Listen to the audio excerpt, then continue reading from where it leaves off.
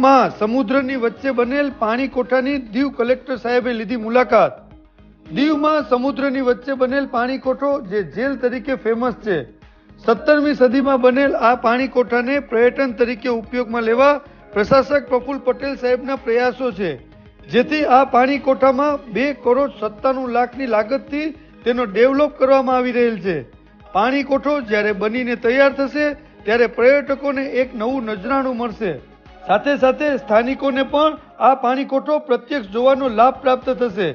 આ પાણી કોઠાના ડેવલપનું કામ ચાલુ હોય, જેથી કલેક્ટર ફો વર્મન બ્રહ્મા સાહેબ, એડીએમ વિવેક કુમાર સાહેબ અને સ્માર્ટ સિટીના ઇજનેરોએ આજે પાણી કોઠાની વિઝિટ કરી અને કલેક્ટર સાહેબે જરૂરી સલાહ સૂચનો આપ્યા।